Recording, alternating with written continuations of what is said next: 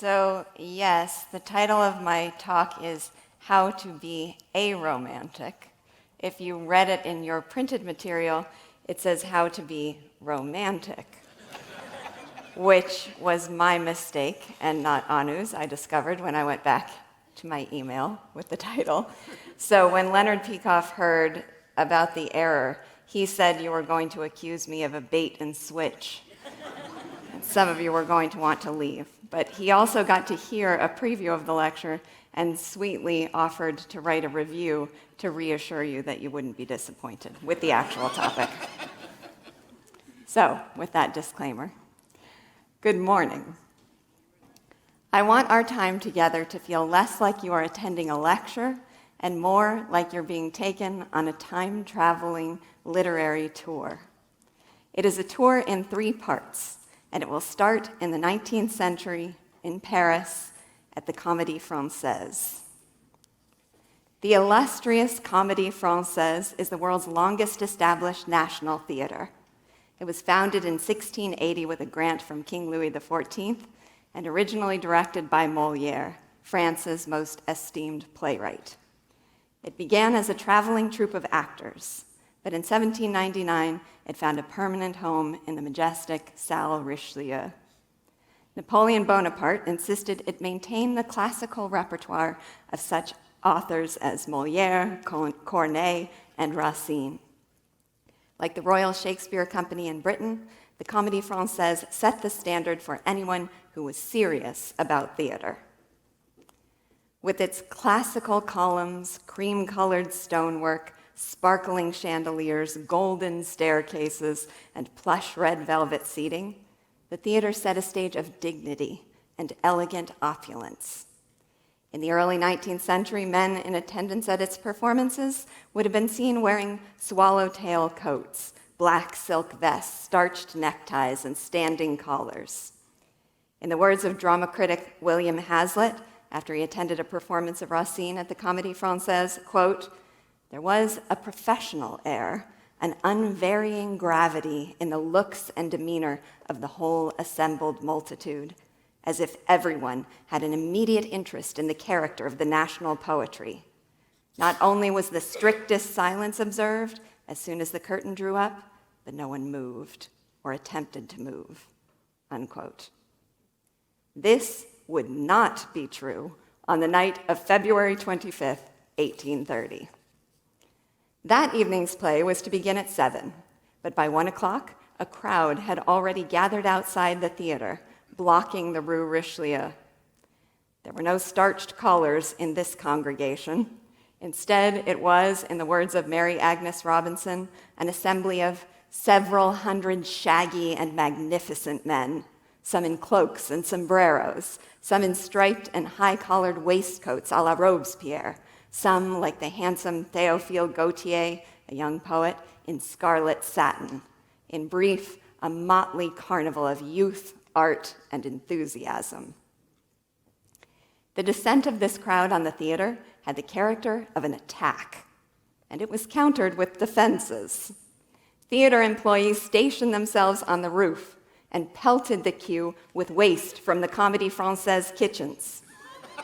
Apparently, the great French novelist Honoré de Balzac was struck with a stalk of cauliflower. At 3 o'clock, the doors were opened and the rabble were let in. Here is how writer Graham Robb describes the scene inside. Quote, "They had come equipped with bread, sausages, cheese, chocolate sticks, and oranges.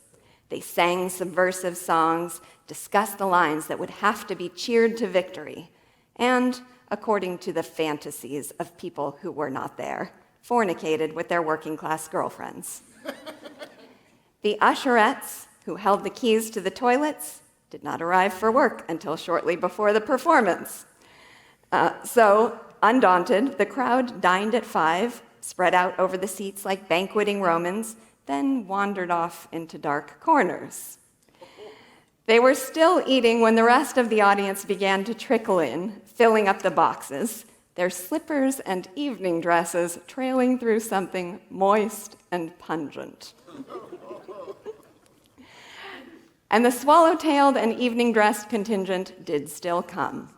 In the weeks prior, while this play was being rehearsed, newspapers hostile to it had gone so far as to employ spies to enter by stealth into the hall of the lecture or to listen at the doors, and then use the information they obtained to ridicule the drama and predispose the public against it.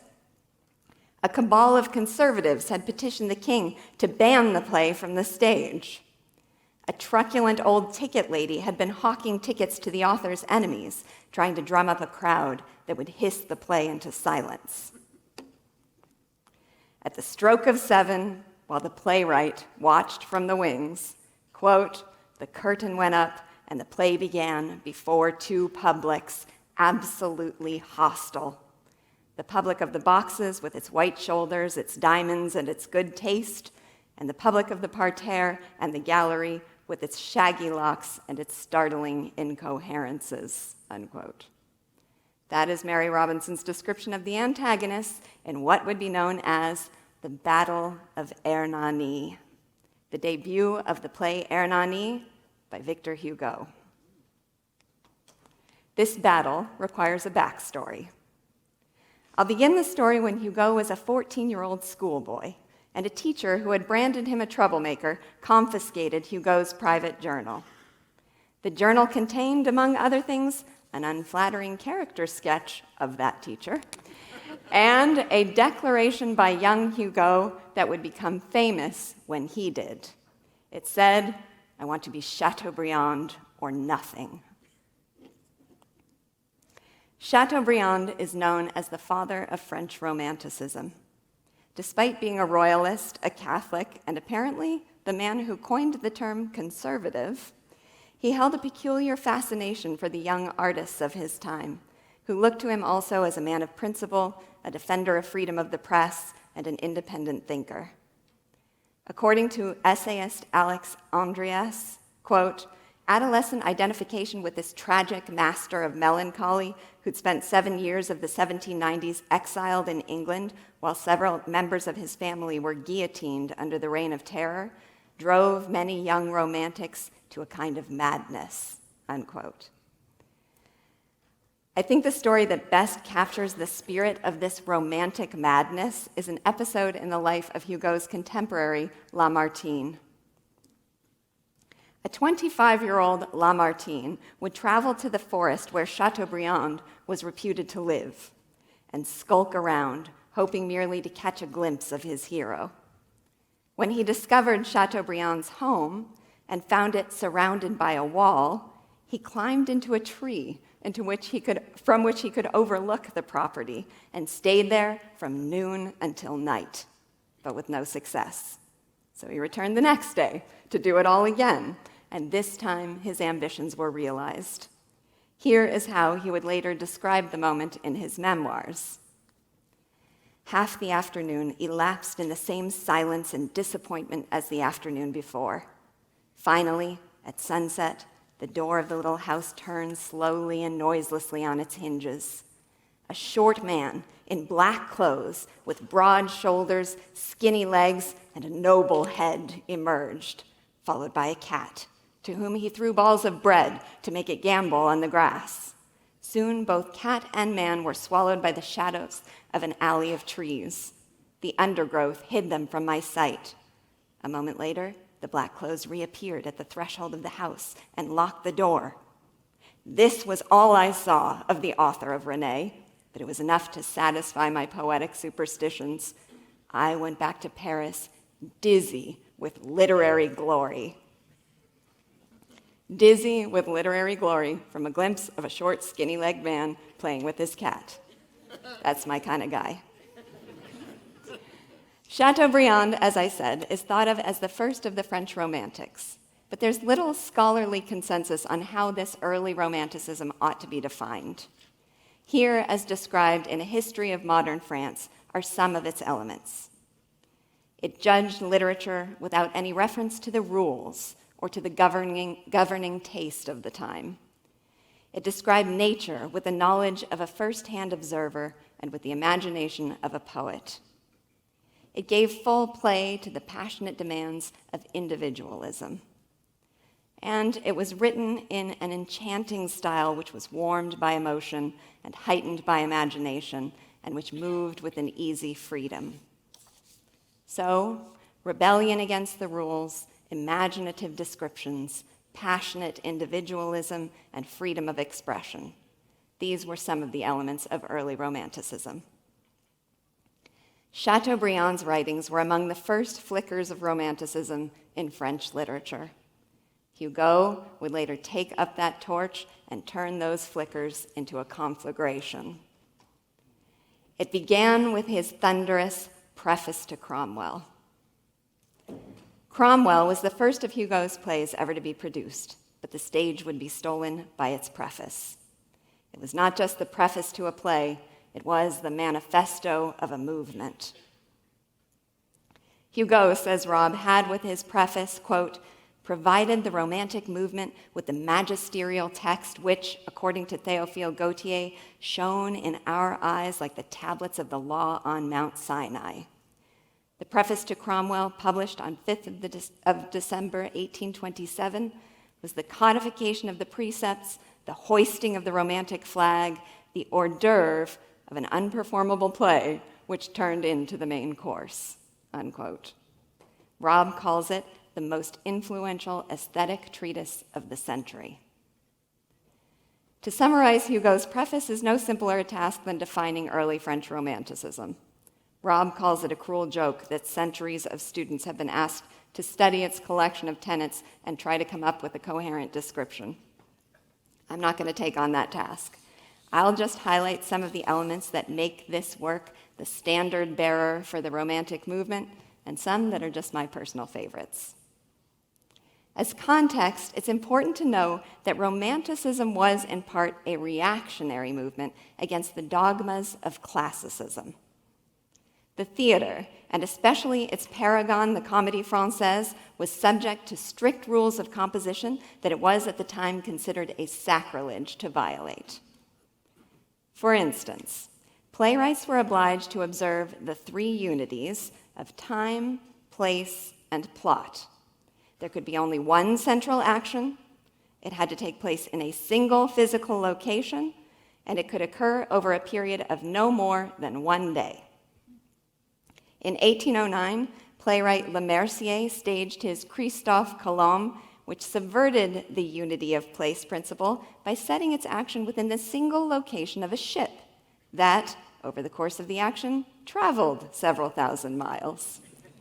This apparently caused such an outrage that the actors had to perform behind a line of soldiers, and eventually the theater had to be evacuated by the National Guard. Additionally, only certain subjects were considered proper for a play. Their stories had to be either drawn from antiquity, legend, or the Bible.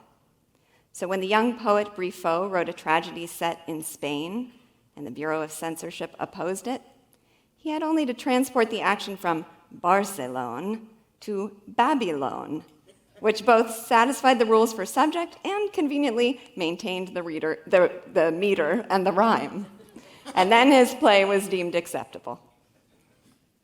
The theater also had to conform to a strict code of decorum.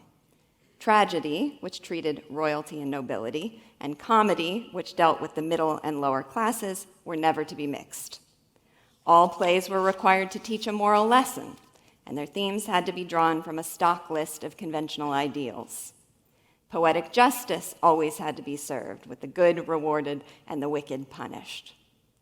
Only the most elevated language was allowed, and verse plays were expected to follow absolute rules of meter and rhyme.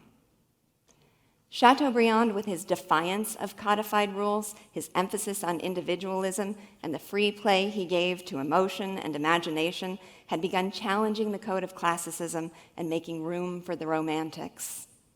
Hugo's preface to Cromwell would kick down the door.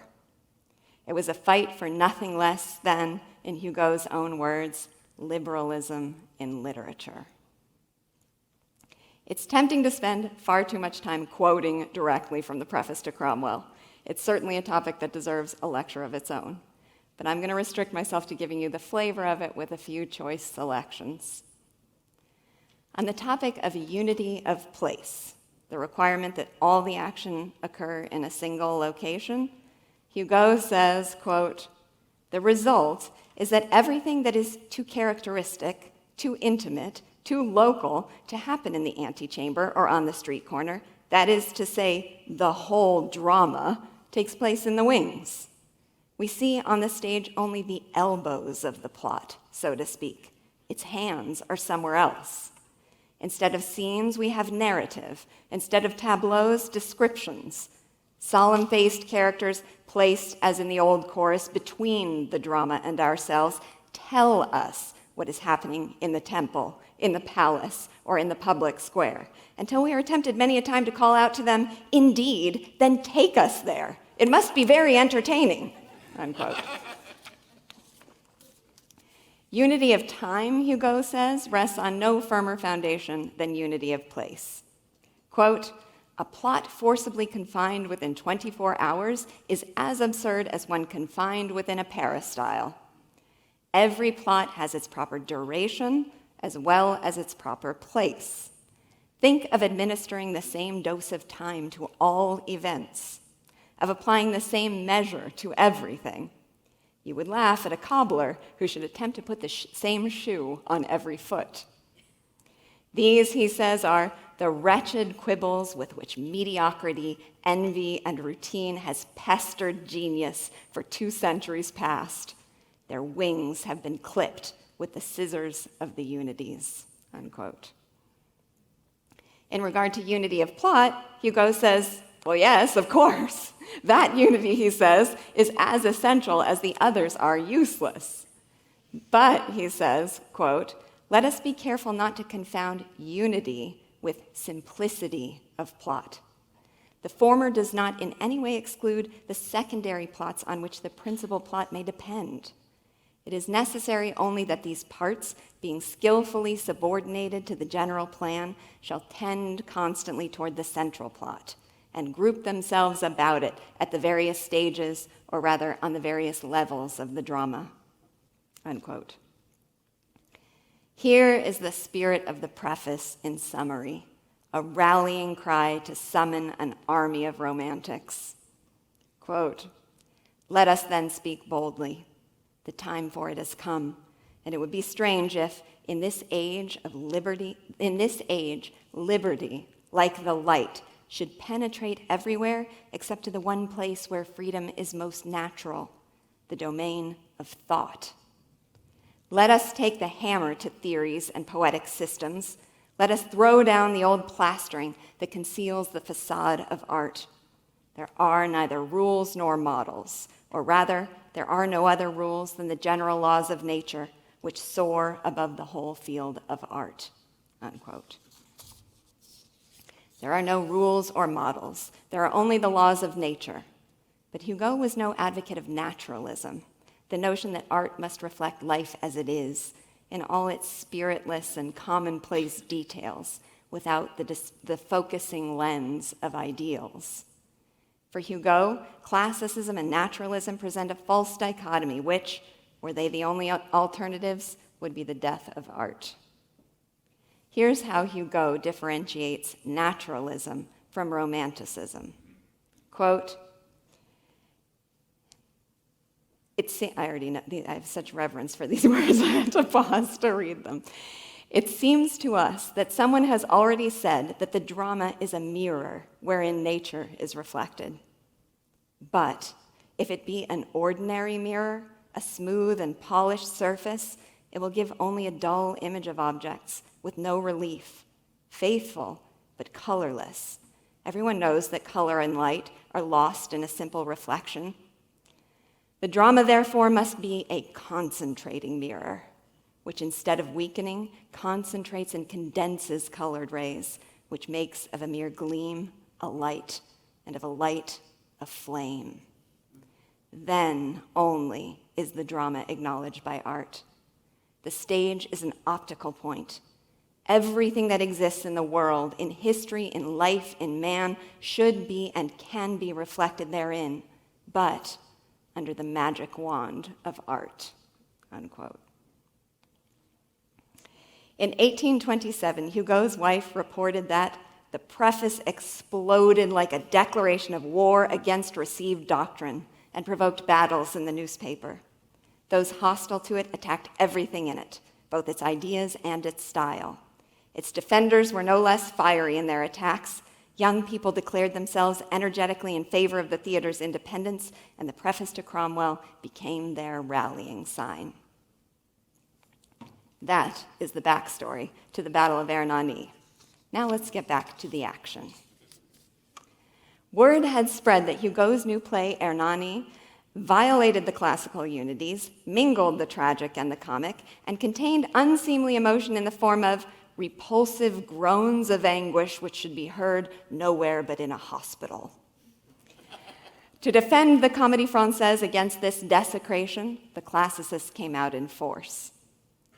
But the preface to Cromwell had succeeded in raising an army of young romantics who would come to the play's defense. The theater manager had agreed to admit 500 of Hugo's friends for free. So, to identify them, Hugo distributed slips of red paper, stamped with the word hierro, Spanish for iron and suggestive of a sword. Hierro was a reference to the battle cry that begins Hugo's Oriental 6, a poem the young romantics would have known by heart. So, you all now have your own invitations to a romantic revolution in Hugo's handwriting. Waiting in the wings, Hugo could look out upon this divided audience that represented, in the words of the poet Gautier, two systems, two parties, two armies, or even two civilizations. Hugo would later reflect that when the curtain was being raised, he felt so exposed and vulnerable, it was as if the skirt of his soul were being lifted up. I thought you'd like that one. The classicist rules were violated with the very opening line, bringing loud hoots and hisses from the audience. In the second scene, the old hero Hernani cries, "Old man, go and be measured for your coffin and leave us in peace." And the romantics saw their own sentiments reflected in his words. They stomped their feet with such enthusiasm, it seemed that the theater might not stand. One account of events says there were fist fights, objects and insults were thrown, threats were made, the play was interrupted repeatedly. But as the play progressed, Hugo, with his magic wand of art, gained upon the audience. Agnes Robinson says, quote, "Genius, love's young dream, and the delight of beauty are magic powers against which no politics or principles prevail." The fourth act finished in a thunder of applause. The fifth act was a triumph such as the theater has seldom witnessed, unquote. Let's dwell for a moment in that triumph. Prior to Hernani, Hugo had found himself faced with constant money cares, and when the play debuted, he was left with only 50 francs in his pocket. Before the fourth act ended, he was told that someone wished urgently to speak to him. He went outside to find a publisher waiting, who offered him 6,000 francs on the spot for the right of printing the play. Hugo wanted to defer the discussion until the next day, but the publisher said, quote, "At the second act, I thought of offering you 2,000 francs. At the third, 4,000. I offer you 6,000 at the fourth, and I am afraid if I wait till the fifth act, I shall be offering you 10,000, unquote. Hugo kindly accepted the offer. Do you recall Hugo's adolescent declaration, "I wish to be Chateaubriand or nothing"? Well, the morning after the play's debut, he found, on waking, the following letter. "I saw, sir, the first representation of Hernani. You are aware of my admiration of you. My vanity is attached to your lyre. You know for what reason. I am departing, sir, and you are arriving. I recommend myself to the recollection of your muse. A pious glory should pray for the dead." And it was signed, Chateaubriand. I get chills. Hugo had aroused the fervent support of a legion of romantic loyalists who would be known as Hugolatras, Hugo idolaters, or as Hernanists. I must tell you about a few of the men in this colorful cast of characters. There was, I forgot to share that with you. Théophile Gautier, mentioned before, who gave up a career in painting and switched to poetry because he had read Hugo's Les Orientales, a collection of poems inspired by the Greek War of Independence. There was the writer Petrus Borel, who could recite long passages of the preface to Cromwell by heart.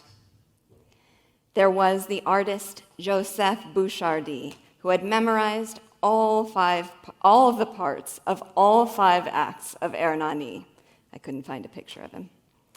And my personal favorite, Gérard de Nerval, who had adapted Hugo's story Han d'Islande for the stage, and afterward could often be found at a restaurant called the Petit Moulin Rouge, drinking seawater from a skull to which a brass drawer handle had been screwed, because that's what the character Han did.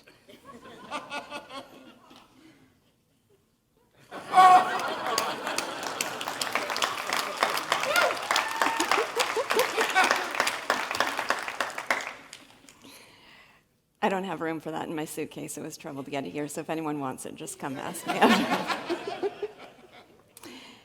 In Toulouse, a young man fought a duel in honor of Hernani and was killed. In Vannes, a corporal on dying left these words in his will: Here lies a man who believed in Victor Hugo. Change it to woman, and I hereby authorize that as my own epitaph. Despite the unquestionable success of the opening and Hugo's growing army of supporters, the battle would continue for many weeks. All the reviews were unfavorable. It became fashionable for the classicists to go to the play and either turn their back to the stage, make a show of reading the paper, or leave the play mid-performance, slamming the door behind them. A variety of parody plays were staged throughout the city. Hugo even received death threats, and one night came home to find a bullet hole through his window.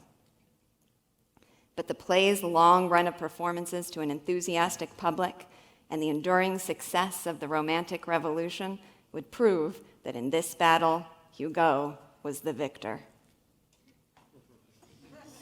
I know puns are completely at odds with the spirit of this lecture, but I'm not going to apologize for that one. Although when I told my dad, whom I call a pathological punster, that I was including that, he said, "Hugo, girl." That one needs to be apologized for. Romanticism would liberate the artist from the confining dogmas of classicism. It would emphasize the importance of the individual, both in the themes that artists could now take on and in their newfound freedom of expression. They no longer needed to conform to strict rules of decorum or to painstakingly avoid taboos.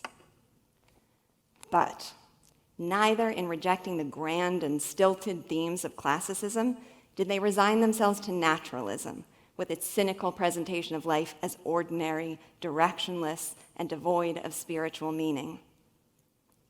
Writer G.K. Chesterton has a beautiful essay on Hugo, in which he calls him a man who finds meaning in everything. I'm going to share a lengthy passage from this essay that explains what he meant by that, but also that I think is pure poetry of its own. We all know what are the uninteresting, the inevitably uninteresting parts of fiction. We all know what parts of a novel to skip. We skip the description of the country where the hero was born, with its flat, sandy wastes made ragged with fir trees and tumbling towards the west into low, discolored hills. We skip the long account of the heroine's room, with its quaint old carved furniture and the portraits on the wall, dim with age but gorgeous with ancient color. We skip the account of the hero's great-grandfather, who was so manly and honorable a lawyer in a country town. Now, the greatest and boldest tribute that can be paid to Hugo, the greatest and boldest, perhaps, that can be paid to any novelist, may be stated in the form that it is not safe to skip these passages in a novel by Victor Hugo. In other novelists, not all, we know another one that could be applied to. In other novelists, all the details are dead. In Hugo, they're all alive. In Hugo, we may be certain that the sandy waste will be made typical in some wild way of the type and tribe of characters which give it birth. We may be certain that the furniture in the room will be packed with symbolism like an antique chapel. There will be something significant and psychological about the three-legged stool. This is no exaggeration. In this sense, it is literally true that there is not a dull line in Hugo. For to him, there is neither a large thing nor a small one. He has abolished the meanest and most absurd of all human words, the word insignificant. He knows that it is impossible for anything to signify nothing. Chesterton, if you want another Chesterton recommendation after the lecture, by the way, ask me. Chesterton, in his discussion of Hugo, has drawn out a theme that I am keen to make in this lecture. So I'm going to make it explicitly. Romanticism freed artists to find the ideal in the everyday. In the words of Graham Robb, it proved that one could live in the prosaic modern world without emotional compromise. It took itself and taught us all to take a romantic outlook on reality. Part one of our tour is complete. So I want to stop for a moment and say why I have taken you to the Battle of Hernani and its backstory. Before I do, I want to quickly acknowledge something that might seem strange. I've been talking about Hernani for 20 minutes and yet have said almost nothing about the play itself. My apologies to the people who so kindly said they read the play in preparation for this talk. It is not the plot of the play that's important for my purposes here. It's what it meant for the Romantic movement. Just as the preface to Cromwell stole the stage from that play, the Hernani stage was stolen by the battle that surrounds it. So, back to the question of why I've taken you to this epic moment in literary history. First, when I heard the story of Hernani, I was astonished by it. I was stunned that people had been stirred to rioting, brought to blows, and driven to duels by a matter of aesthetic principle. That feels many worlds away from our own. Second, what had stirred them to action and demonstration were feelings of reverence, idealism, and hero worship. Their descent on the Comédie Française may have had the character of an attack, but it was not about destruction. It was about artistic liberation, ennobling the individual spirit, and finding beauty and meaning not over and above everyday life, but deep within the very fabric of it. It then occurred to me that the character of this romantic rebellion was inspired and guided by the very thing they were defending. Romantic art had helped fashion these rebels into romantics. That, I think, is why the works of Hugo created the Hugo-Latras and the Hernanists, and why a stilted Parisian theater became a literal battleground. The Romanticists did not depend on antiquity, legend, or the Bible to achieve a grandeur of theme. Their stories wove the everyday with a fervent pursuit of values. And consequently, those who are inspired by them learn to take a value-oriented approach to their own daily existence, to find the ideal within the everyday, to live in the prosaic world without emotional compromise, to take a romantic outlook on reality. Thus, a young poet would spend 2 days in a tree, glimpse a skinny-legged old man playing with his cat, and describe himself as dizzy with literary glory. Thus, fellow artists would, from sheer enthusiasm, memorize sections of the preface to Cromwell or the entirety of Hernani. Thus, an army of young romantics would descend on the Comédie Française, prepared to defend their idol or to die fighting a duel in his name.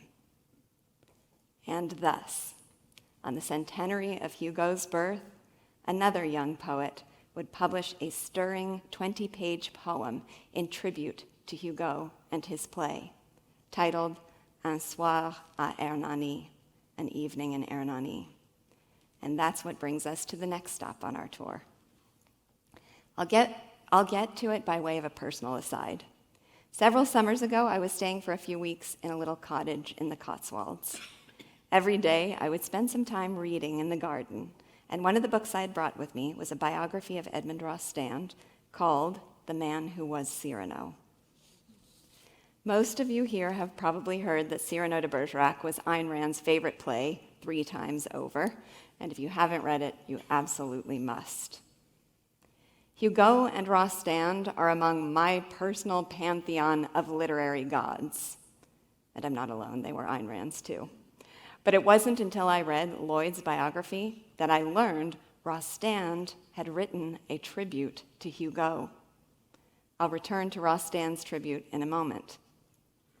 But first, let me say that like Hugo, Rostand had found himself at odds with the literary spirit of his age. Naturalism, with its blunt realism, spiritless practicality, and cynical point of view, was edging out Romanticism in the theater. High ideals, tender sentiments, and poetic expression were made to seem ridiculous and contrived. Art, Rostand's contemporaries believed, was meant to capture real life in all its prosaic pointlessness. And like Hugo before him, Rostand would put up a valiant fight to preserve the spirit of Romanticism. One of Rostand's first forays into the literary world was a submission to a contest sponsored by the Academy of Marseille, which, at the age of 19, he won. His essay was titled Two Novelists of Provence, Honoré d'Urfé and Émile Zola. His theme was that these two writers represented the two extremes of the French spirit. Zola, the Gallic spirit, which was characterized by cynicism and coarse humor. D'Urfé represented a formal, idealistic refinement that lapsed into artificiality. We should hear in this dichotomy echoes of the naturalism and classicism that Hugo had rejected. Like Hugo before him, Rostand in his work would yearn instead for real life transformed by idealism. In Rostand's time, the phrase fleur bleue, blue flower, was used to designate someone starry-eyed and sentimentally romantic. Sue Lloyd says, Rostand came to see it as his mission in life to sow the small blue flowers of idealism amongst the materialism and cynicism of his own generation. This ambition can be seen reflected in his poem, Le Contrebandier, from the collection Les Musardis, the Daydreamers. The Contrebandier, the smuggler, is a dreamlike narrative in which Rostand encounters an old man on a donkey, about to cross from Spain into France. Suddenly, the donkey bucks and ancient armor and weapons spill from the man's sacks. Rostand recognizes him as Don Quixote. Don Quixote has learned that France is in desperate need of him and his chivalrous idealism, but he finds he cannot cross the border alone. He needs an accomplice. Rostand is hesitant, doubting his ability to help. He says he only knows how to sing foolish songs and pick wildflowers. Don Quixote's meaningful reply is, one can pass off a lance in a bouquet of flowers or hide a signal in a song. I take this sentiment to signify that real life can and ought to be shaped by art. Art is not meant to be idle escapism. It has the power to help shape our deepest values and sense of purpose. As the poem proceeds, Rostand agrees to be Don Quixote's accomplice. And the poem ends, this is Sue Lloyd's translation, ever since, in the shadows cooled by a breeze from Spain, involved in my task, amused by the risk, I'm always on the path. I pick bunches of flowers, I walk, I stop, and I sing, and I say that I am a poet, but really, I am a smuggler. Rostand, says Lloyd, was declaring himself a smuggler of the ideal. I don't know if anyone here has seen Rian Johnson's movie, The Brothers Bloom. It's one I really like. But in it, a cloistered heiress named Penelope, played by the beautiful Rachel Weisz, is targeted by 2 con men. She has led such a boring life and felt such a desperate longing for adventure that she begs to join them in their life of crime. That's a little Good Copy-esque if you've read the Ayn Rand short story. There's an adorable scene in which Penelope says with guileless delight, "Let's be smugglers." So part of my point here is to say, in our own world marred by vapidness, cynicism, and vulgarity, let's be smugglers of the ideal. There was perhaps no nobler effort to revive romanticism on the French stage than Rostand's Cyrano de Bergerac.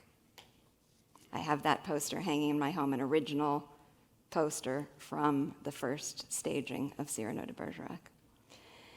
Cyrano, as I'm sure most of you know, but dear God, I hope not from the recent movie, is the story of a swashbuckling poet with a magnificent soul and an enormous nose, who helps his handsome rival to woo the woman that they both love so that she can have her romantic hero both spiritually and physically. But the romantic plot, I think, functions more as a backdrop for the presentation of the great soul of Cyrano, a man who scorns compromise of any kind, who would subdue giants to defend his ideals, who reveres beauty and speaks of it sublimely, and who can go to his grave confident that his integrity is perfectly intact. So how would audiences who had come to deprecate sentimentality, to see verse as stilted and out of date, to regard any presentation of ideals as contrived and phony, react to Cyrano, the idealistic sentimental poet?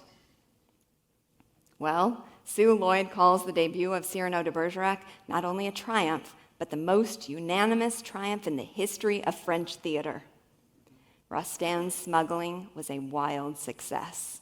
Those blue flowers blossomed bountifully. Here is Lloyd's account of what happened.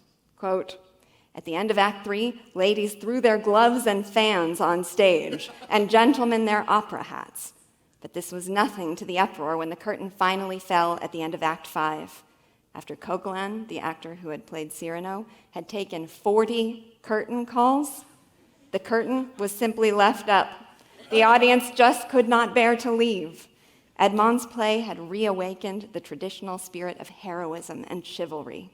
Cyrano de Bergerac continued to play to full houses for 500 performances without a break, a theatrical record for any Paris theater," unquote. After the wild success of Cyrano, Rostand was a hero and a household name. He was invited to speak at his old college, Stanislas, where he gave this inspiriting address. Forgive the rough translation, because it's mine, and imagine these ideas in exquisite lyrical French. "Here is my advice as a poet. Be little Cyranos. If it is dark, grope against the shadow. When something is wrong, cry out madly that it is wrong. Stand up for beauty. Stand up against the crowd.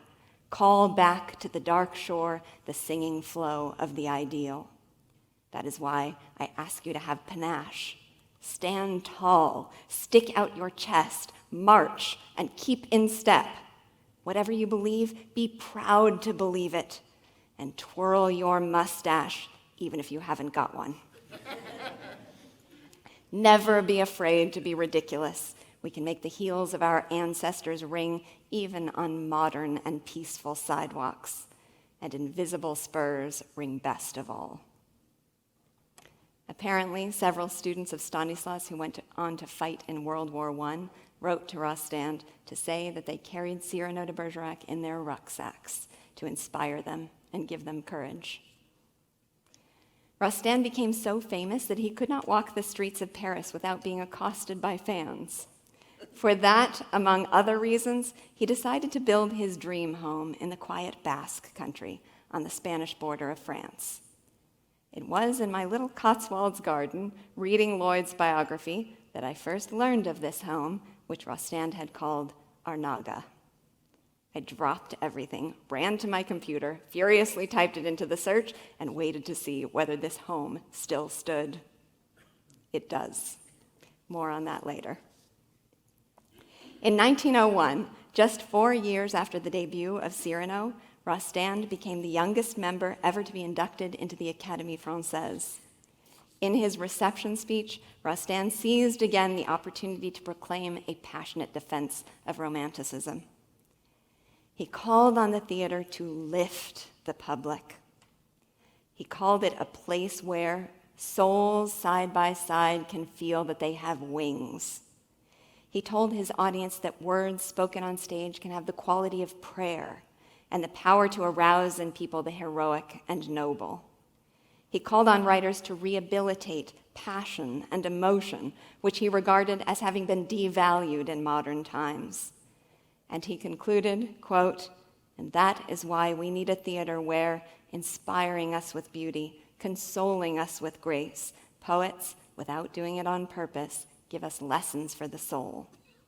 That is why we need a theater which is not only poetic, but heroic," unquote. Rostand and Hugo were kindred romantic spirits, and many a critic called Rostand the new Hugo. But Rostand himself never aspired to such heights and never accepted the comparison. He regarded Hugo with reverence, not as a peer with whom he could claim spiritual kinship, but as a hero that he worshipped. He would have counted himself among the Hugo-Latras and the Hernanists. So now let's talk about one of the forms that worship would take. In 1902, the editor of the French newspaper Le Gaulois reminded Rostand that February 26th would mark the centenary of Hugo's birth. He suggested that Rostand celebrate the occasion with a visit to Hernani, which was not far from Arnaga, and commemorate it with a poem. Rostand liked the idea, and the next day, he and his wife Rosamond set off to see the Spanish city. While they were there, a tour guide took them to the study where, he claimed, Hugo had penned his famous play. Rostand knew that in reality, Hugo had only glimpsed this Spanish village for which his play's hero was named when he briefly passed through it as a child. It may have been only a glimpse, but Hugo's experience there was a memorable one. Biographer Graham Robb says that this childhood journey to Spain and back can be counted as one of the great romantic expeditions, not only in the extraordinary incidents of the journey, but above all in its consequences. In 1810, when Hugo was 8 years old, his father was a general serving in Spain. Madame Hugo and the general were somewhat estranged, and he was reputed to be squandering money on a mistress. So she resolved to take her 2 young sons through the war-torn countryside and bring her husband to his senses. According to Robb, Madame Hugo also saw herself as doing her parental duty by subjecting her sons to this baptism by fire. Robb says in her mind, the trip to Spain would be an invaluable part of Hugo's upbringing if he survived. Here is what young Victor Hugo saw and what he took from it. Quote, "At the gates of Vitoria, the bleeding limbs and severed head of a bandit leader's nephew had been gathered up and nailed to a crucifix. At Burgos, Hugo saw a procession of lantern-bearing penitents escorting a man seated back to front on an ass. He was about to be garroted in the public square. With its scaffold and cathedral, Burgos is the birthplace of Hugo's obsessions, the preservation of the past and the abolition of the death penalty," unquote. It was also on this journey to Spain that Hugo would discover his passion for architecture. And it was for cities first glimpsed on these travels that he named his plays Torquemada and Hernani. The city of Hernani would become such a symbol of Hugo's achievements that many people, including I read Hugo himself, believed that it had been called Hernani with an E before he endowed it with the H of his own name. That was not, in fact, the case. The H was always there. But that made the city of Hernani no less sacred to the Hugo-Latras like Rostand. As I mentioned, the existence of Rostand's poem Un Soir à Hernani was another thing I had not known of until I read Sue Lloyd's biography. So when I learned about it, I made a similar dash to my computer to buy myself a copy. And to my deep disappointment, I learned that it has never been translated into English. I also learned that there was a copy for sale of the French version signed by Rostand himself. That copy now belongs to me.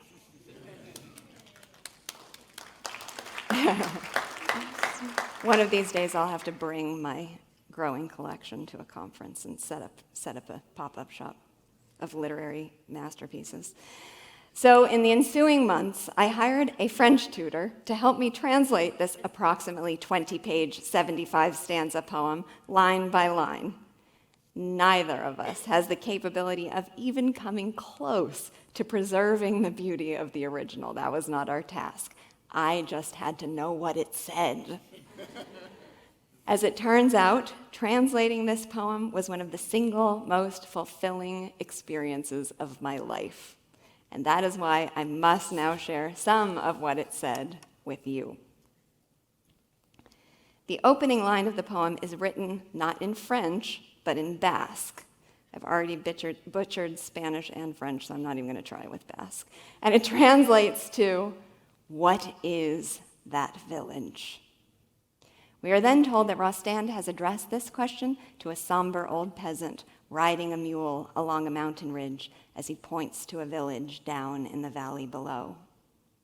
Then Rostand says, and again, bear with my translation and absorb the spirit of it, "But I knew his answer in advance. I knew by what trisyllabic and proud word, which would suddenly bring glory to the air, this haughty old shepherd was about to answer.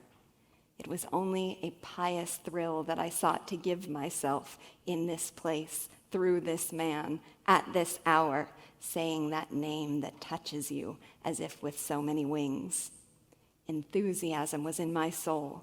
I had need to hear this name that I knew, and this name that I was sure to hear, I was waiting for it. I was pale with anticipation. I had a chill down my spine and tears in my eyes when, made grander by the accent of this old man and by the majesty of the valley twilight, with something fierce about the R that vibrated like an iron maquila, with much languor in the I, and on the A this guttural and singing sonority that prolongs and widens and solemnizes, and slowly, swinging a vowel like a censer, the name Hernani rolled in the gold of the evening. If Lamartine was dizzy with literary glory after glimpsing his hero, it seems as if Rostand, gazing upon this sacred spot, could almost die right there. Later in the poem, Rostand is explicit about what it is that makes this place holy. At the foot of this mountain slope is the obscure village with a famous name, famous for sharing its name with Hugo's great drama in verse that, because of its meaning for the Romantic movement, had so deeply touched Rostand's soul. Hernani, the city, says Rostand in the poem, is just an old Hidalgo village whose brown tile cap has been plumed by Victor Hugo. Its people never heard the clarion call that rang across the set of its namesake on the stage. But for Rostand, the city has been sanctified with meaning, the meaning lent to it by Hugo. And Rostand has come here intoxicated with the hope of being blessed by the breezes that blow through Hernani. This next part is one of my very favorites, and it made me laugh out loud, that wonderful laughter of delight with not a trace of derision. Rostand describes how he stands a moment on the threshold of Hernani, so dazzled by love and respect that he almost dares not enter. Then he's struck by something he sees as the village watchman walks by with his stick. He cannot believe his eyes. The watchman is wearing a black beret inscribed with 2 gold letters, VH. Rostand stops him and asks, with that same eager anticipation of an answer he thinks he already knows, what these 2 letters stand for. And the watchman responds, Via de Hernani. Not what he was expecting. Later in the poem, Rostand expresses regret that when Hugo was exiled from his native land, he did not come to Hernani. This city, he says, is marked with Hugo's magic figure. It no longer belongs to Spain. It no longer belongs to its king. It is Hugo's. Rostand sees a bare, rocky promontory that looks to him Hugo-esque, and he imagines Hugo himself lording over the land on that rock against a backdrop of birds or angels. At another point in the poem, Rostand walks the streets of Hernani and dreams the details of Hugo's childhood voyage. It's a phrase he repeats throughout the poem, almost like an incantation. Je rêve les détails du voyage. I dream the details of the voyage. And in his imagination, he plays out vividly all he knows about the travels of young Victor Hugo. He reflects on how Madame Hugo and her children in their carriage at one point joined the convoy of the treasury, and as such were guarded by a cavalcade of watchmen. God, says Rostand, was having fun with these fools who thought they were protecting a chest full of money, when really they were guarding a marvelous child whose soul was full of stars. Later, Rostand is offered a ride by a boatman to an island of historic import, but he has no interest. He only wants to see Hernani, for, I've done my best to capture the spirit of his moving words, it is there that between the beams of a street where one drinks dark wine from bottles under a long, narrow band of indigo, Spain met Victor Hugo. Rostand calls himself a pilgrim who has come solely to worship in the place of this great encounter. He dreams the details of the voyage. He pictures what he calls that touching moment of grace when Madame Hugo put her arms around young Victor and said gently in a half-slumbering voice, "Do you see? That is Hernani." Little knowing that in that moment the germ was planted that would someday become a masterpiece. Rostand then pauses to marvel over how when a mother cradles her child's face and looks deep into his eyes, she may be holding a whole world in her hands. As night begins to descend on the city, Rostand enters through the stone portal of a little church, and he prays that on this February evening, the centenary of Hugo's birth, this place of worship will satisfy his soul, since he cannot go to the Cathedral of Notre Dame. Then, deeply moved, he goes out under the always beautiful sky, saying to himself, "Master, genius, Hugo, smile, father of a century, on your sons of an hour. Give us the courage we need to work after you. Take your hand for a moment from your temple and bless our forehead and our heart. Persuade us that our work is everything, and tell us to sing until everyone understands." As the poem comes to a close, it is time for Rostand to return home, and he whispers under his breath, "Must such a day come to an end?" As he leaves this sacred city, he describes himself as leaving Hugo as one passes out of a dream. Anyone who has finished one of Hugo's novels will well remember that feeling. Then we are left with this final, wonderful exchange. As Rostand passes under wrought iron balconies of a narrow street, a man stops him to say in a proud, gruff voice, "Signor, it is here, in that old street, that Buddha was born, the man to whom Francois I gave his sword." And Rostand replies, "It is here, in this old street, that the great drama was born, to which Le Cid would have given his." That calls for a toast of seawater from a skull cup.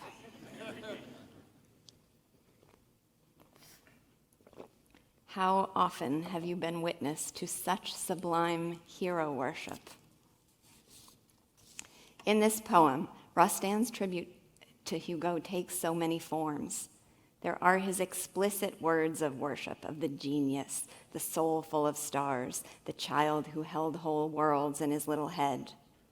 There's the manner of that worship, which reflects so well the style of literature and sense of life that Victor Hugo inspired, where one seeks the spiritual meaning in everything.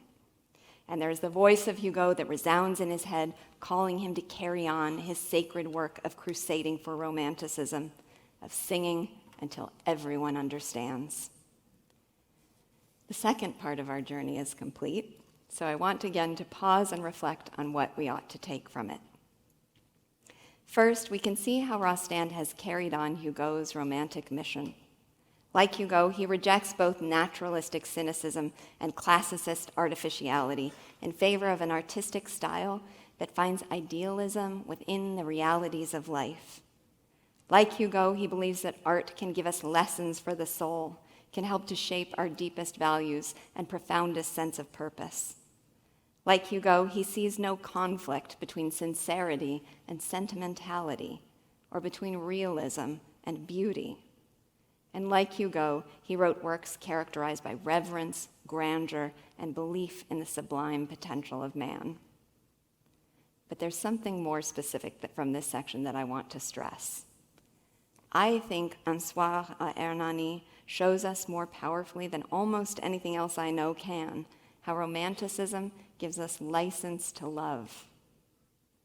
The culture as it is today runs the danger of leaving us spiritually crippled. Sarcasm and satire are seen as the height of cleverness.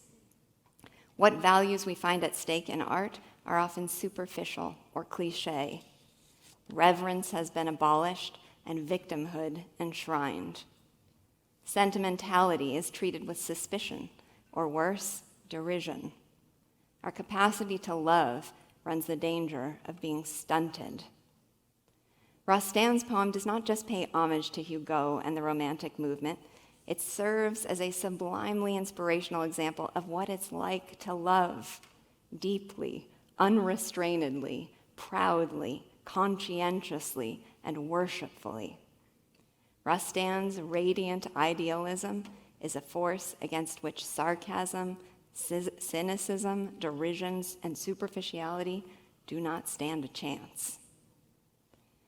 And that brings us to the final, very personal part of this journey, because Rostand and his poem Un Soir à Hernani inspired a pilgrimage of my own.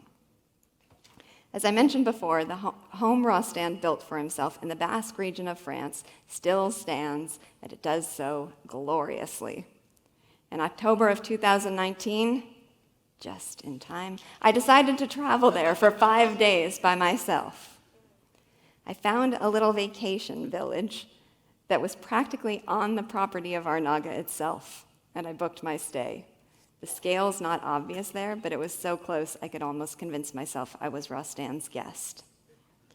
When the time came, I flew across the world, drove by night to the little village of Combeau-les-Bains, and then waited impatiently for the entrance of Arnaga to open. As I stood outside the gate, I, like Rostand on the threshold of Hernani, was so dazzled by love and respect that I almost dared not enter. And I, like Rostand, had a chill down my spine, a tear in my eye, and enthusiasm in my soul as the gate opened and I walked in. Let me take you on a brief tour of just some of the marvelous things that I saw in my 3 full days of exploration. Yes, 3 days. When I showed up on the 3rd day, one of the docents approached me to ask with astonishment, "You're back again?" The site is often visited, but more for the majestic gardens that have earned it the name Little Versailles than for its relationship to Rostand. Having someone go there and read every plaque and explore every corner was apparently an uncommon sight. If any of you are friends with me on Facebook or connected with me in any way on social media, you've probably seen this photo. This is the first moment that I stood in front of Rostand's home, and I was, as you can probably tell, very happy. Inside, I was welcomed by this wonderful photograph of Rostand, sporting that mustache we are all called upon to twirl, even if we haven't got one. I saw the desk at which Cyrano de Bergerac was written, and a bronze cast of the hand that penned it. I saw a chair from the set of Cyrano's original staging, on which the great Coquelin once sat. That is the most tempted I've ever been to break the rules. I really wanted to sit in that chair. Coquelin, who had taken 40 curtain calls at the first performance and who would go on to play the part 950 times across the span of his career. In the great room, So spectacular on its own terms. I saw a frieze that depicts a scene from a poem by Hugo. I saw the sword that Rostand was presented and the gloves he wore when he was inducted into the Académie Française, where he made that speech meant to revive the spirit of Romanticism and calling on the theater to offer lessons for the soul. I saw busts in the garden of Rostand's heroes. Shakespeare, Cervantes, creator of that legendary smuggler of the ideal, and, of course, Victor Hugo. And I saw this, maybe the most transcendent spectacle I've ever witnessed. The view from his wife Rosamond's window. Makes me cry. The design of Rostand's home and his gardens were planned meticulously by Rostand himself. You can see the plans at Arnaga, and I can feel his soul in them. Countless people I've shown this photo to thought at first that it was a painting, and then at least that it was heavily filtered and photoshopped. It is, in fact, a picture I hastily snapped on my iPhone. The beauty is all in the site itself. It was as I sat in the Café Cyrano on the main street of Combo-les-Bains, still working on my translation of the poem, that I first read those words, Je rêve les détails du voyage.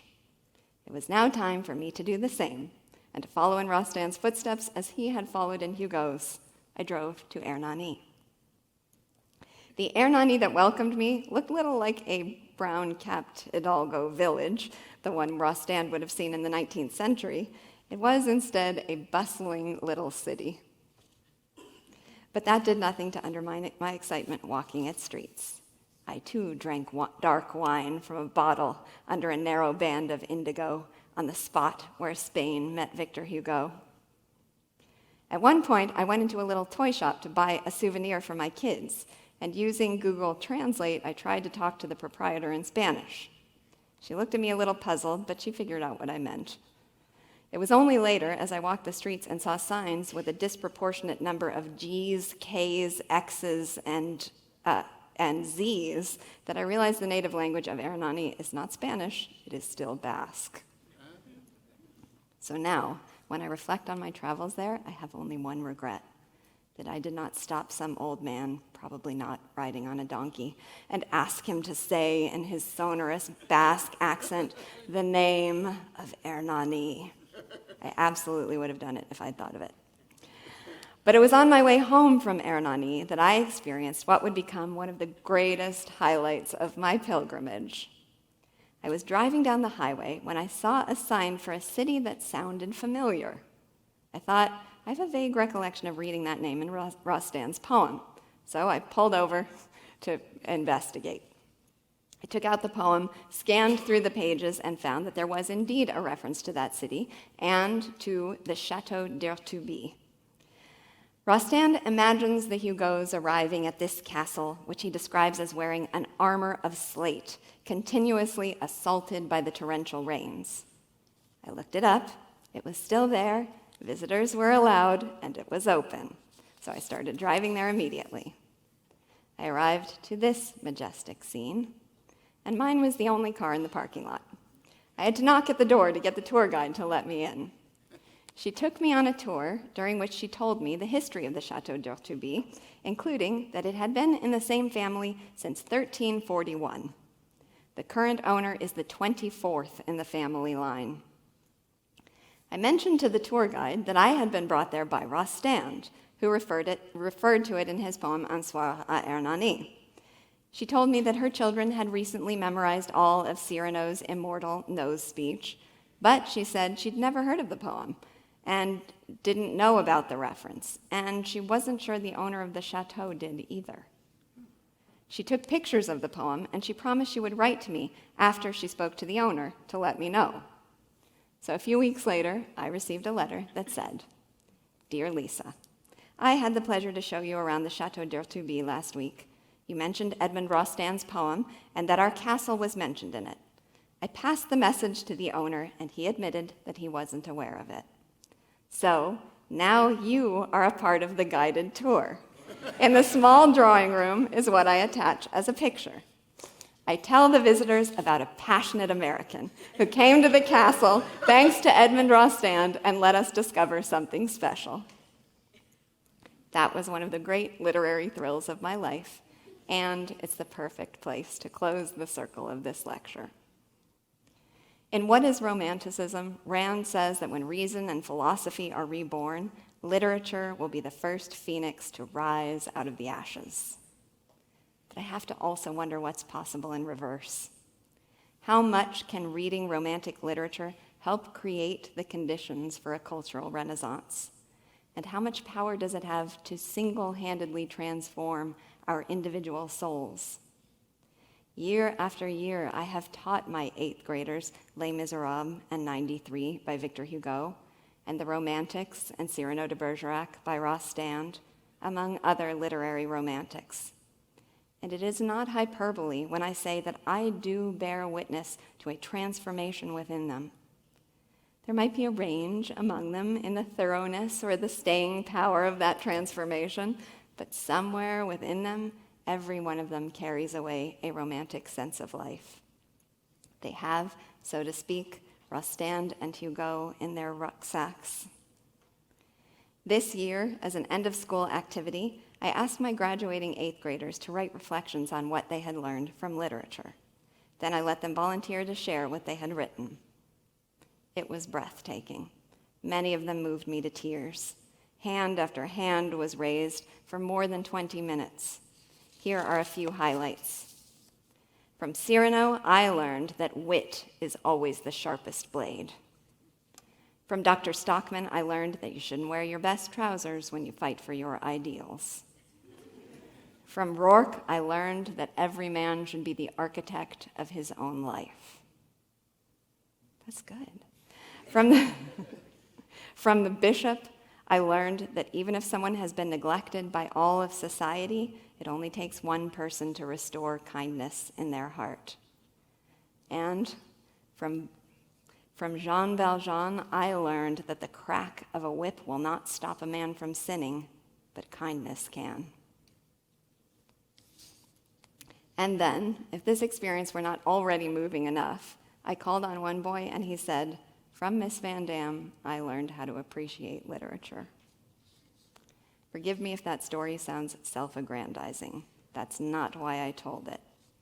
It had to be shared because that trip around the classroom table echoes so many elements of the journey that we just took in this talk. Romantic literature has, at least in some small way, turned them into romantics. My classroom story also sets the context for this bold assertion. I believe exposure to romantic literature is indispensable to a full human life, especially right now. It doesn't mean it's a form of art you have to continuously seek throughout your lifetime, although it sure as hell can't hurt. But in my view, it does mean that no school curriculum is complete without it. And in my view, it does mean that if you were deprived of it, you have a lot to gain by making up for the loss. And while on its own, romantic literature cannot bring about the world we want to see, I think it can be a powerful force for creating the right cultural conditions for a renaissance. I offer as evidence the story of another teenager the Romantics transformatively affected. In her introduction to 93, Ayn Rand says, quote, "I discovered Victor Hugo when I was 13, in the stifling, sordid ugliness of Soviet Russia. One would have had to have lived on some pestilent planet in order to fully understand what his novels and his radiant universe meant to me then and mean now. And that I am writing an introduction to one of his novels in order to present it to the American public has, for me, the sense of the kind of drama that he would have approved and understood. He helped to make it possible for me to be here and to be a writer. If I can help another young reader to find what I found in his work, if I can bring the novels of Victor Hugo to some part of the audience he deserves, I shall regard it as a payment on an incalculable debt that can never be computed or repaid," unquote. Much of my life has been dedicated to carrying on that mission. to getting the worlds wrought by the Romantics into students' hands and minds and hearts. In our present world, which can sometimes feel so dominated by cynicism, fear, antagonism, and hopelessness, we can be reoriented and recharged by immersing ourselves in Romantic literature, not as an escape, but as a reminder of what really matters. It is a reminder to seek the ideal in the everyday, to fervently, unreservedly revere, to give yourself license to love. The great Romantic authors combine deep intellectual insight with pure, unapologetic benevolence and optimism. And that's what we so desperately need.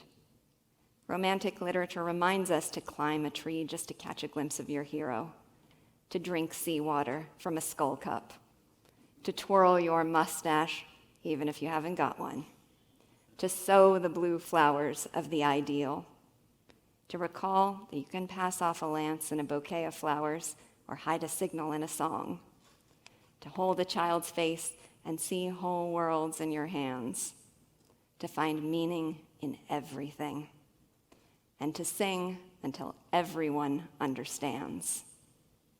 So I will close by saying, Iero, my friends, let's be smugglers.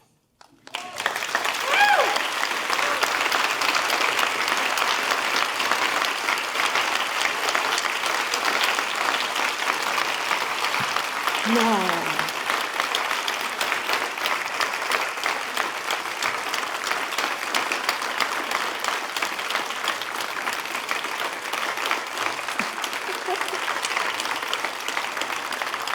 Sorry, thank you so much for that reaction. And I'm so distracted by, wait, are you the one who owns that? You are the one who owns that. Oh. Okay, so I saw that there's somebody who owns this sign. It's an original sign, right? It is. That says, closed for the funeral of Victor Hugo. All the shops and the whole city shut down because it was, and I think I posted on Facebook a desperate quest for somebody to find one of those for me because I want to own it so badly, but I couldn't remember who owned it. Oh my goodness.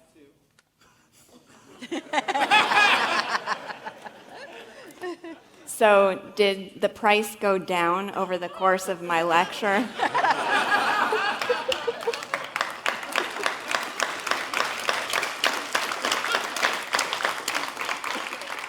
Yeah, let's talk. Oh man, now I have to focus on questions. That was a wonderful ending. Thank you. To be surprised by someone in the audience. I want to say that the tour can continue, and it has for Harris and myself.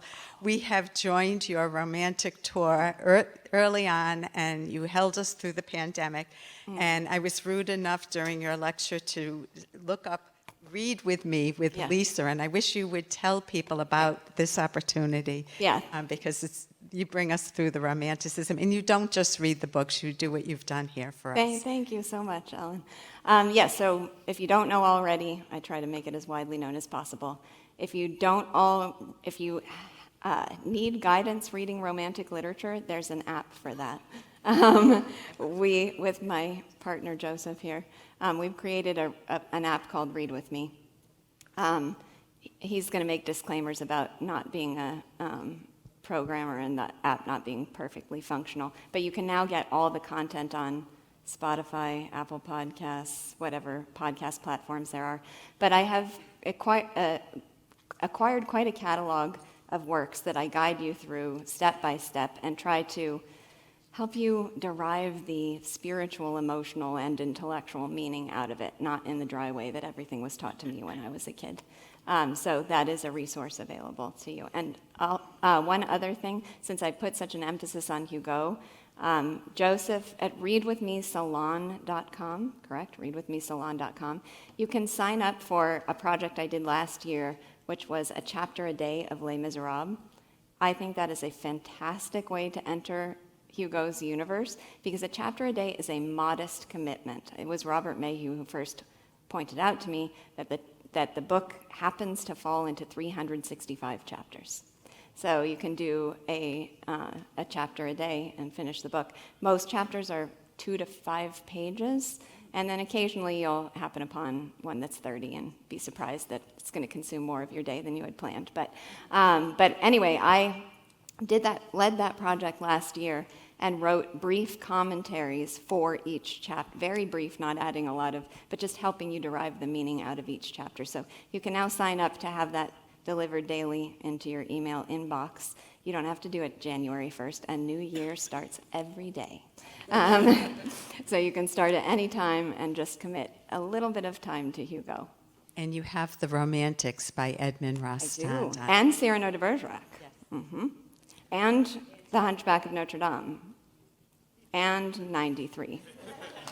So yeah, there's a lot there. Hi. We have a question from online. Okay. Ayn Rand writes in the Romantic Manifesto that bootleg romanticism is a phenomenon where artists try to smuggle in serious values in their work, but with plausible deniability.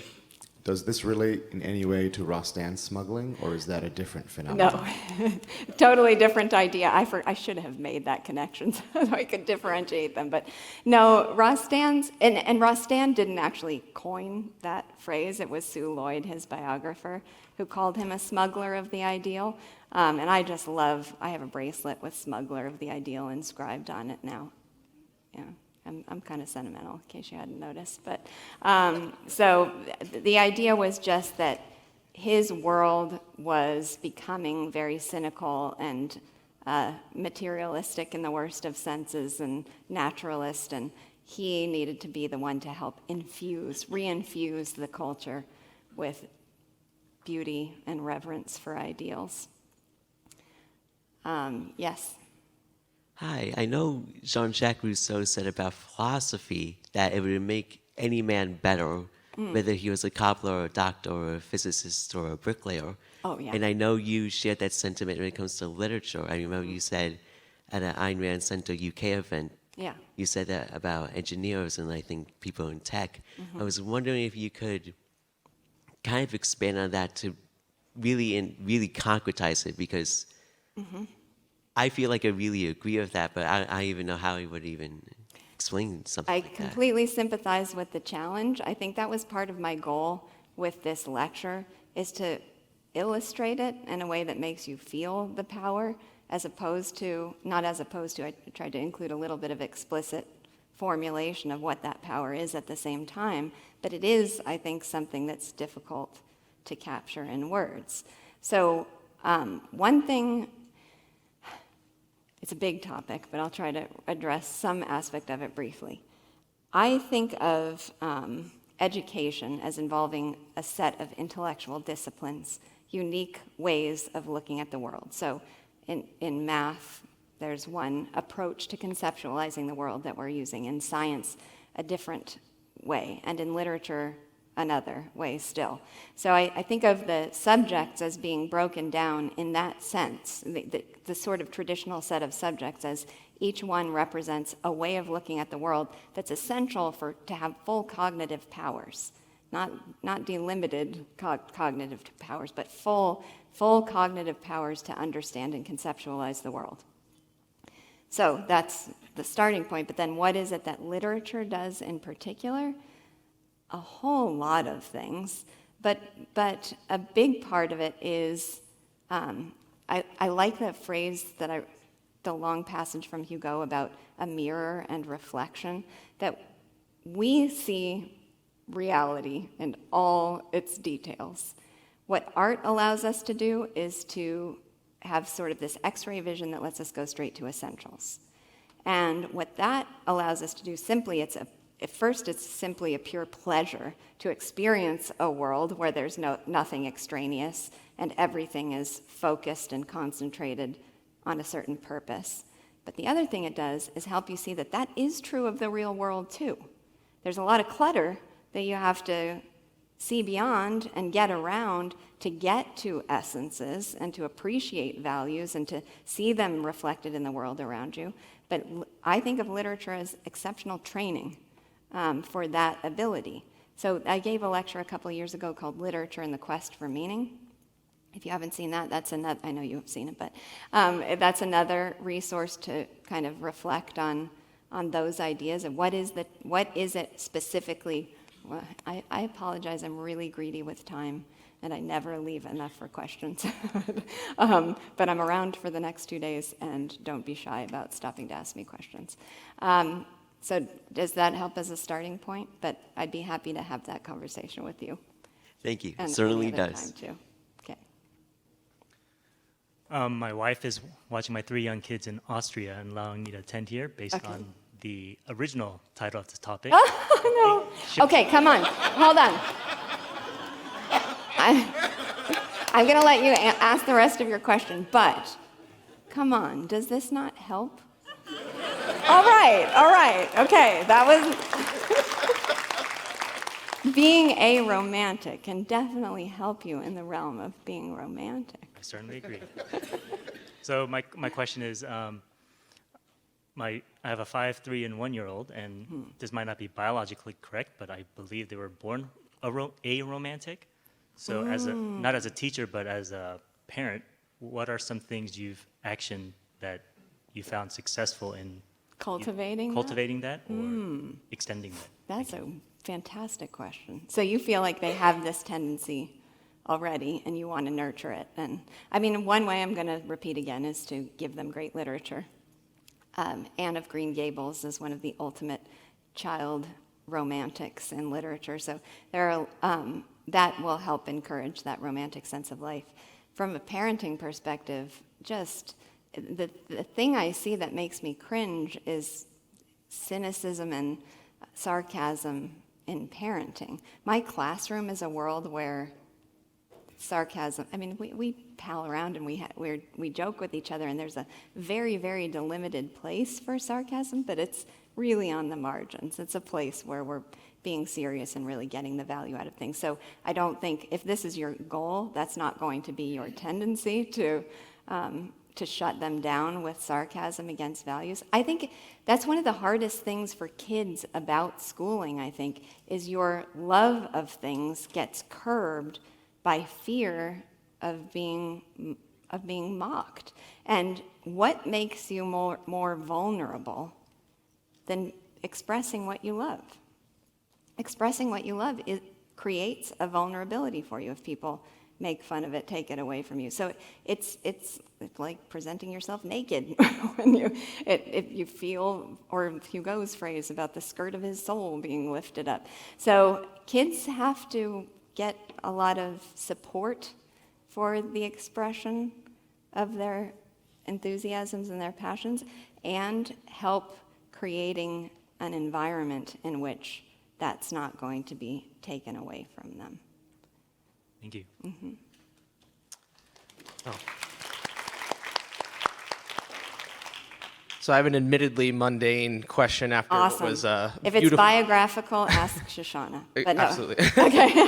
Well, it was a beautiful talk that moved my father and I to tears, so thank you so much for that. But I was wondering, do you think the existing English translations for these works are sufficient to really capture their power and their beauty, or do you think, fans of Rostand and Hugo should aspire to read the original French? Yes.